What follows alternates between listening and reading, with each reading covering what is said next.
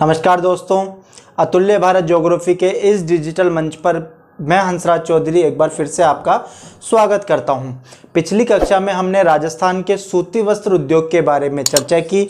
इस कक्षा में हम उसी चर्चा को आगे बढ़ाते हुए राजस्थान के दूसरे प्रमुख उद्योग सीमेंट उद्योग के बारे में चर्चा करेंगे। ठीक है, इसमें से भी आपसे प्रश्न पूछा जा सकता है और प्रश्न किस प्रकार से आ सकता है कि राजस्थान में सीमेंट उद्योग का क्या कीजिए, वर्णन कीजिए। यह क्वेश्चन बड़े में इस प्रकार से आ सकता है और छोटे में इसमें से कई प्रकार के क्वेश्चंस पूछे जा सकते हैं कि राजस्थान में सीमेंट उद्योग के प्रमुख केंद्रों के नाम लिखिए, या फिर राजस्थान में सीमेंट उद्योग का पहला कारखाना कहाँ पर लगाया गया। तो अभी हम इन सभी बिंदुओं पर क्या करेंगे, चर्चा करेंगे। ठीक है, तो जब हम सीमेंट उद्योग के बारे में चर्चा करते हैं तो सबसे पहली चीज ध्यान दीजिएगा कि राजस्थान में सीमेंट कारखानों की जो स्थापना है वो कहां पर हुई है, कच्चे माल प्राप्ति के स्थलों पर हुई है। ठीक है, हमारे जो पहला पार्ट है भूगोल का, उसमें उद्योग के स्थानीयकरण को प्रभावित करने वाले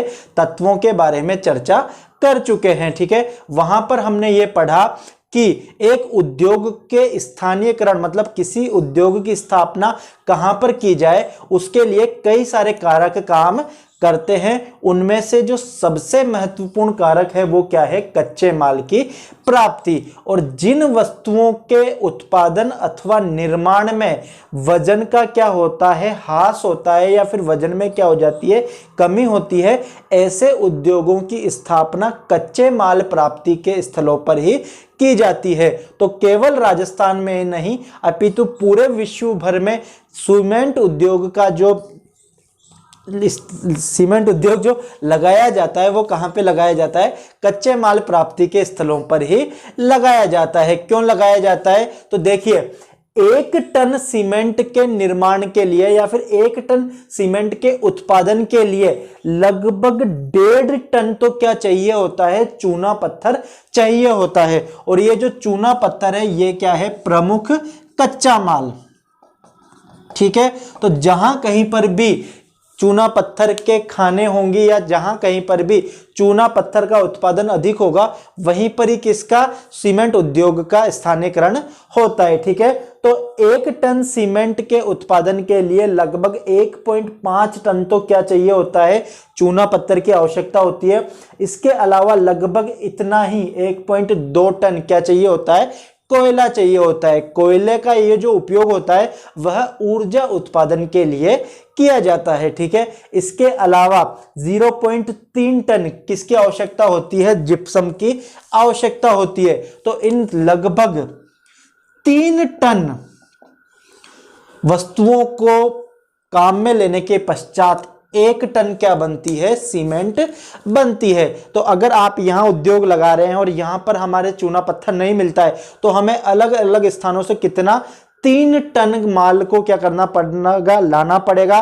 फिर उसके हम कितना, 1 टन सीमेंट का निर्माण कर सकेंगे। तो जो हमारी कॉस्ट है पर केजी उत्पादन की, मतलब जो हमारी सीमेंट उत्पादन की जो क्या कहते हैं उसको कीमत है, वो क्या हो जाएगी, उत्पादन कीमत या उत्पादन लागत काफी ज्यादा हो जाएगी। इस कारण क्या हो जाएगा, माल काफी महंगा होगा और महंगा होने के कारण वो क्या होगा, अन्य जो सीमेंट है वहां से क्या होगा, प्रतिस्पर्धा नहीं कर सकेगा। तो इस चीज का ध्यान दीजिएगा कि सीमेंट का जो कारखाने हैं वो कहां पे लगाए जाते हैं, कच्चे माल प्राप्ति के स्थानों पर ही लगाए जाते हैं। ठीक है, फिर भारत में जो सीमेंट उत्पादन में है वह राजस्थान का दूसरा स्थान है।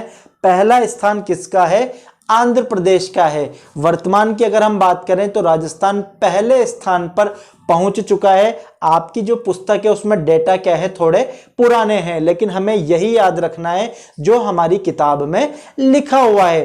तो किताब में क्या लिखा हुआ है कि भारत में सीमेंट उत्पादन में आंध्र प्रदेश का पहला स्थान है और दूसरा स्थान किसका है, राजस्थान का है। ठीक है, अब राजस्थान में हम बात करें कि सीमेंट के जो केंद्र हैं या सीमेंट उद्योग कहां कहां पे लगाया गया, तो जिन क्षेत्रों में चूना पत्थर की खाने अधिक है या फिर चूना पत्थर अधिक मात्रा में मिलता है, उन क्षेत्रों में क्या लगाए गए, सीमेंट के कारखाने लगाए गए। और वो क्षेत्र कौन कौन से हैं, तो देखिए जब हम राजस्थान की बात करते हैं, एक बार हम मैप पे चर्चा कर लेते हैं।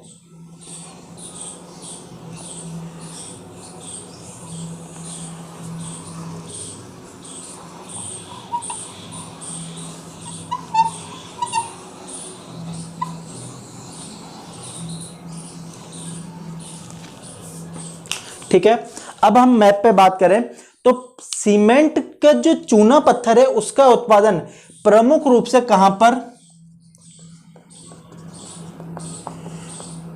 चित्तौड़गढ़ और इधर की तरफ कोटा। ठीक है, चित्तौड़गढ़ और जो कोटा वाला क्षेत्र है यहां पे चूना पत्थर का उत्पादन क्या होता है, ज्यादा होता है। इस कारण प्रारंभ में जो चूना पत्थर सीमेंट उद्योग है उसका जो कारखाने हैं सर्वाधिक इस बेल्ट में ही लगे। ठीक है, इस बेल्ट में प्रमुख रूप से कौन कौन से क्षेत्र आ जाते हैं, तो हम बात करें तो यहां पर बूंदी,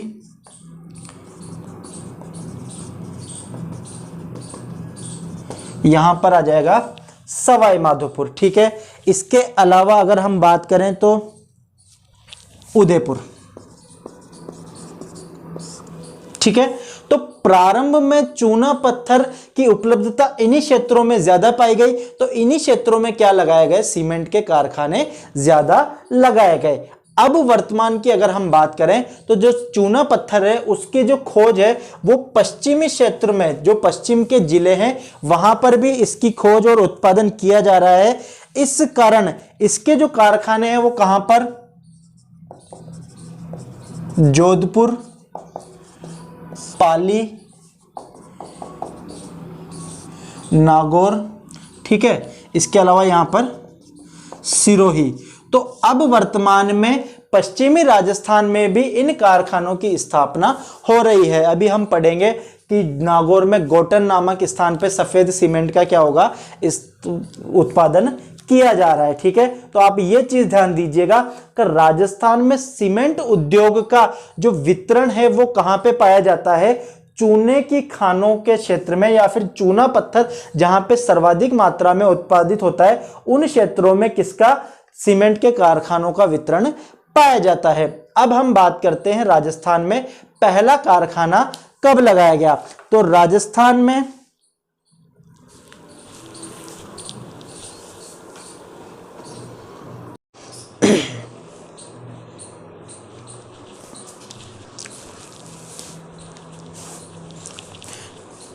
अब हम बात करें राजस्थान में सीमेंट का पहला कारखाना, तो राजस्थान में सीमेंट का प्रथम कारखाना, ठीक है, वर्ष 1915 में लाखेरी नामक स्थान पे लगाया गया। और ये लाखेरी कहां पर है, बूंदी जिले में। ठीक है, वर्ष 1915 में लाखेरी जिले बूंदी जिले के लाखेरी नामक स्थान पर लगाया गया। और किसके द्वारा लगाया गया, एसीसी कंपनी। ठीक है, तो राजस्थान में सीमेंट का पहला कारखाना वर्ष 1915 में लाखेरी कहां पर, बूंदी जिले में लगाया गया। किस कंपनी का, एसीसी कंपनी का सीमेंट का उत्पादन किया जाने लगा। जो कंपनी थी वहां पर उसका नाम क्या है, क्लिक निक्सन कंपनी। ठीक है, ये आपकी पुस्तक में नहीं है, आप चाहे तो याद रख सकते हैं कि क्लिक निक्सन कंपनी के द्वारा लाखेरी बूंदी में कौन सा कारखाना लगाया गया, राजस्थान का सीमेंट का पहला कारखाना लगाया गया। और इस कारखाने के द्वारा जो सीमेंट का उत्पादन होता है वो किस ब्रांड का है, उसे एसीसी सीमेंट कहा जाता है। ठीक है, इसके पश्चात राजस्थान में सीमेंट के कई कारखानों का क्या किया गया, स्थापित किए गए। तो हम प्रमुख कारखानों की बात कर लेते हैं कि कहां कहां पर कारखाने स्थापित किए गए। ठीक है, तो राजस्थान में सीमेंट के जो प्रमुख कारखाने हैं आप लिख सकते हैं, एक तो है चित्तौड़गढ़ में, इसके अलावा निम्बाहेड़ा तथा चंदेरिया। ठीक है, ये दोनों भी किस जिले में है, चित्तौड़गढ़ में। ठीक है, चंदेरिया नाम आपको याद होगा कि यहाँ पर सुपर जिंक स्मेल्टर का क्या है, कारखाना है, जहां पर क्या किया जाता है, सीसा जस्ता का शोधन किया जाता है। ठीक है, इसके अलावा कोटा शहर में और मोडक, ठीक है, मोडक कहां पर है, कोटा में। ठीक है, इसके अलावा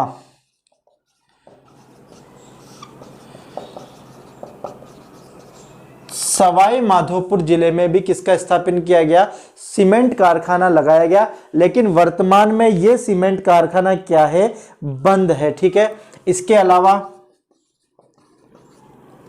ब्यावर कहां पर, अजमेर में। रास कौन से जिले में है, पाली। पिंडवाड़ा कहां पर है, सिरोही। ठीक है, और आप लिखें तो चाहे डबोक कहां पर है, उदयपुर में। ठीक है, ये प्रमुख स्थल है जहां पर सीमेंट के कारखाने लगाए गए। कौन कौन से, चित्तौड़गढ़, और चित्तौड़गढ़ जिले में कौन कौन सी जगह पे, निम्बाहेड़ा तथा चंदेरिया में। ठीक है, कोटा शहर और मोडक कहां पर, कोटा में। इसके अलावा सवाई माधोपुर, ब्यावर कहां पर, अजमेर में। रास कहां पर, पाली में। पिंडवाड़ा सिरोही में, और डबोक उदयपुर में भी किसके कारखाने लगाए, सीमेंट के कारखाने लगाए गए हैं। ठीक है, राजस्थान में सफेद सीमेंट के भी 2 कारखाने लगाए गए हैं, आप ध्यान दीजिएगा। पहला है गोटन, गोटन कहां पर है, नागौर जिले में। यहां पर कौन सा, जेके वाइट। ठीक है, यहां पर जेके वाइट ब्रांड का सफेद सीमेंट का उत्पादन किया जाता है, जबकि दूसरा स्थान है खारिया खंगार, और यह कहां पर है, जोधपुर में। यहां पर बिरला वाइट नाम से या बिरला वाइट कंपनी या ब्रांड के सफेद सीमेंट का उत्पादन किया जाता है। ठीक है, ये आपसे 1 नंबर के प्रश्न में, 1 लाइन के प्रश्न में पूछ सकते हैं कि राजस्थान में सफेद सीमेंट का उत्पादन कहां कहां पर किया जाता है। तो हम लिख सकते हैं कि राजस्थान में सफेद सीमेंट का उत्पादन कहां पर, एक तो गोटन कहां पर है, नागौर में किया जाता है, कौन से ब्रांड का, जेके वाइट सीमेंट का उत्पादन किया जाता है, जबकि खारिया खंगार कहां पर है, जोधपुर जिले में है, और यहां पर कौन सा, बिरला वाइट सीमेंट का उत्पादन किया जाता है। ठीक है, और राजस्थान के प्रमुख सीमेंट उत्पादक क्षेत्र ये हैं। इस प्रकार से हम क्या बना सकते हैं, मैप बना सकते हैं, और मैप के बाद हम दर्शा सकते हैं कि राजस्थान में सीमेंट उत्पादक केंद्र कौन कौन से हैं। ठीक है, ये इस प्रकार से आप इस उत्तर को लिख सकते हैं। इसके बाद एक चीज ध्यान दीजिएगा कि राजस्थान में जो सीमेंट के कारखाने लगाए जा रहे हैं वो काफी वृहद स्तर पे नहीं लगाए जा रहे हैं, बल्कि छोटी छोटी इकाइयों का क्या किया जा रहा है, निर्माण किया जा रहा है। ठीक है, बहुत बड़ा कारखाना नहीं लगाकर क्या किए जा रहे हैं, छोटी छोटी इकाइयों का क्या किया जा रहा है, निर्माण किया जा रहा है। क्यों, क्योंकि पहली चीज इसकी लागत कम आती है। ठीक है, ये चीज ध्यान दीजिएगा, क्यों छोटी इकाइयां लगाई जा रही है, क्योंकि छोटी इकाई को स्थापित करने में क्या होता है, लागत कम आती है। ठीक है, इसके बाद दूसरी चीज, इसके द्वारा स्थानीय कच्चे माल का ही उपयोग किया जाएगा। ठीक है, स्थानीय कच्चे माल का ही उपयोग।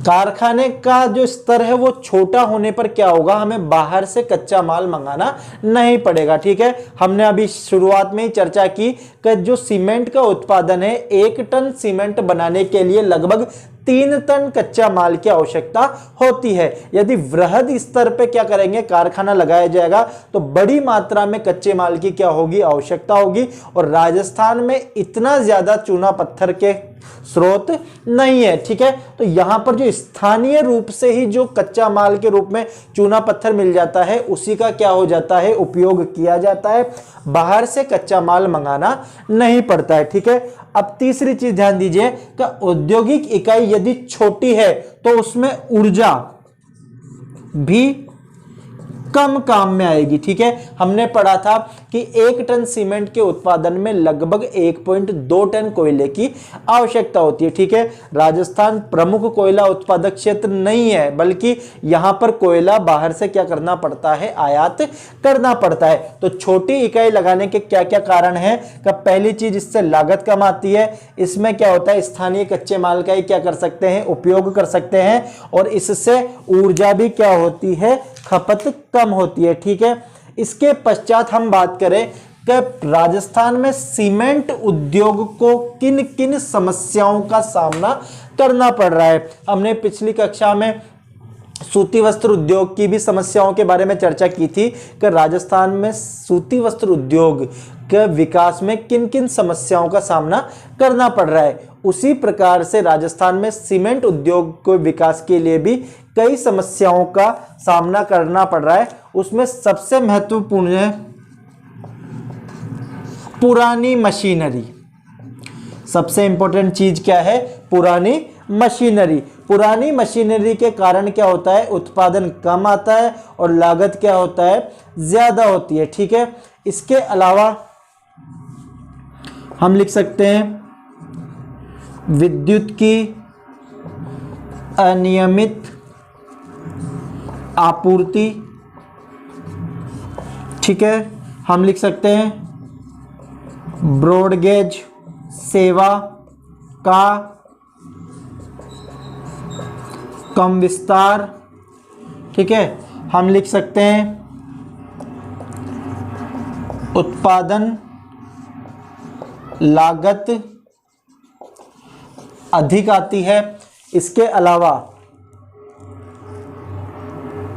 ठीक है, क्या क्या कारण हो सकते हैं, तो अभी हमने बताया कि कोयले की क्या है, यहां पर कमी है। ठीक है, और अनियमित मांग है। ठीक है, तो ये सभी कारण हैं जिनके द्वारा कारण क्या हो रहा है, राजस्थान में सीमेंट उद्योग को समस्याओं का सामना करना पड़ रहा है, या फिर हम यूं कह सकते हैं कि सीमेंट उद्योग में इतनी आशान्वित वृद्धि नहीं हुई है। क्यों नहीं हुई है? पहली चीज यहां पर क्या है, सीमेंट की मांग क्या है, अनियमित है। कभी मांग ज्यादा हो जाती है, कभी मांग काफी कम हो जाती है। कोयले का प्रमुख उत्पादक क्षेत्र राजस्थान नहीं है। हमने पढ़ा कि 1 टन सीमेंट के उत्पादन के लिए 1.2 टन कोयले की आवश्यकता होती है, और ये कोयला कहां से, झारखंड छत्तीसगढ़ दूर से मंगाया जाएगा। तो जब कोयला बाहर से मंगाया जाएगा तो उसकी यातायात लागत क्या होगी, ज्यादा होगी, और यातायात लागत ज्यादा होने के कारण उत्पादन लागत क्या हो जाती है, बढ़ जाती है। तो यहां पर हमने लिखा उत्पादन लागत क्या आती है, अधिक आती है। क्यों? क्योंकि कोयला बाहर से मंगाना पड़ जाता है। ठीक है, मशीनरी पुरानी है। मशीनरी पुरानी होने और तकनीकी भी पुरानी होने के कारण उतना उत्पादन नहीं हो पाता है जितना नई मशीनरी और नई तकनीकी के द्वारा होता है। ठीक है, विद्युत की अनियमित क्या होती है, आपूर्ति होती है। समय समय पर देखिए ऊर्जा की आवश्यकता है। ठीक है, ऊर्जा किसके द्वारा प्राप्त होगी, कोयले के द्वारा प्राप्त होगी, और यदि कोयला नहीं मिल रहा है तो फिर क्या, लाइट, जो सौर ऊर्जा, पवन ऊर्जा, चाहे किसी भी माध्यम से ऊर्जा का उत्पादन होता है, उस ऊर्जा के द्वारा आपूर्ति उद्योगों को की जाती है, और वो नियमित रूप से न होने के कारण इसमें क्या हो जाता है, उत्पादन घट जाता है। और ब्रॉडगेज सेवा, ब्रॉडगेज सेवा से तात्पर्य है बड़ी लाइन, रेलवे की जो लाइन है। क्यों? क्योंकि जो छत्तीसगढ़ और झारखंड से कोयला आएगा वो किस माध्यम से आएगा, रेलवे के माध्यम से आएगा, और यहां पर इतनी ज्यादा मात्रा में ब्रॉडगेज का विस्तार नहीं हुआ है। इस कारण यहां पर क्या है कि कोयला मंगाना काफी महंगा पड़ जाता है। जहां जहां पे कारखाने हैं वहां वहां पर रेलवे की सुविधा नहीं है। तो ये सभी कारण है जिस कारण राजस्थान में सीमेंट उद्योग में आशान्वित वृद्धि नहीं हुई है। तो इस प्रकार से हम हमारा आंसर लिख सकते हैं क्या, कि राजस्थान में जो सीमेंट उद्योग है एक प्रमुख उद्योग है। फिर उसके बाद हम लिख सकते हैं कि राजस्थान में सीमेंट उद्योग का विकास प्रारंभ में किधर, दक्षिण पूर्वी और पूर्वी क्षेत्र में हुआ। वर्तमान में इसका विकास किधर, पश्चिमी जिलों में भी हो रहा है। ठीक है, हम नाम लिख सकते हैं कि कौन कौन से दक्षिणी और दक्षिणी पूर्वी जिले हैं और वर्तमान में किन क्षेत्रों में हो रहा है। हम इस प्रकार से मैप बनाकर इनको दर्शा सकते हैं। उसके बाद हम लिख सकते हैं कि 1 टन सीमेंट के उत्पादन के लिए लगभग 1.5 टन चूना पत्थर, 1.2 टन किसकी कोयले की आवश्यकता होती है और 0.3 टन जिप्सम की आवश्यकता होती है। ठीक है, तो सीमेंट उद्योग का जो संकेंद्रण है वो किसमें, कच्चे माल के क्षेत्रों में ही पाया जाता है। फिर हम बता सकते हैं कि वर्ष 1915 में क्लिक निक्सन कंपनी के द्वारा बूंदी जिले के लाखेरी नामक स्थान पर एसीसी सीमेंट का कारखाना लगाया गया। उसके बाद हम बता सकते हैं राजस्थान के प्रमुख क्या बता सकते हैं, सीमेंट उत्पादक क्षेत्र बता सकते हैं। जैसे मोडक कहां पर है, कोटा में है, ब्यावर अजमेर में है, रास पाली में है, पिंडवाड़ा कहां पर, सिरोही में है। तो हम वो दर्शाकर फिर हम बता सकते हैं कि राजस्थान में 2 स्थानों पर गोटन नागौर में जेके व्हाइट सीमेंट का उत्पादन हो रहा है, जबकि जोधपुर जिले के खारिया खंगार नामक स्थान पर बिरला व्हाइट सीमेंट का उत्पादन हो रहा है। ठीक है, इसके बाद हम बता सकते हैं कि राजस्थान में सीमेंट उद्योग को कई समस्याओं का सामना करना पड़ता है और वो समस्याएं कौन सी है, ये समस्याएं लिख सकते हैं हम कि अनियमित मांग है, कोयले की कमी, उत्पादन लागत अधिक आती है, पुरानी मशीनरी और तकनीकी है, विद्युत की अनियमित आपूर्ति होती है और ब्रॉडगेज सेवा का कम विस्तार। तो इस प्रकार से हम इन विभिन्न बिंदुओं को सम्मिलित करते हुए अपने आंसर को लिख सकते हैं। और मैं वही चीज दोबारा कहूंगा कि हम भूगोल के विद्यार्थी हैं और भूगोल में यदि हम कोई उत्तर या आंसर लिखते हैं तो वो बिना मैप के क्या लगता है, अधूरा सा लगता है। तो प्रयास कीजिएगा कि हम जो भी सीमेंट केंद्रों का वितरण दर्शाएं राजस्थान में, उसको एक मानचित्र अथवा मैप के द्वारा दर्शाएं। इससे क्या होगा, हमारा आंसर आकर्षक लगेगा और हमें अधिक से अधिक नंबर प्राप्त हो सकेंगे। ठीक है, अभी के लिए केवल इतना ही। अगली कक्षा में किसी नए टॉपिक के साथ आपके समक्ष फिर प्रस्तुत होंगे। तब तक के लिए धन्यवाद।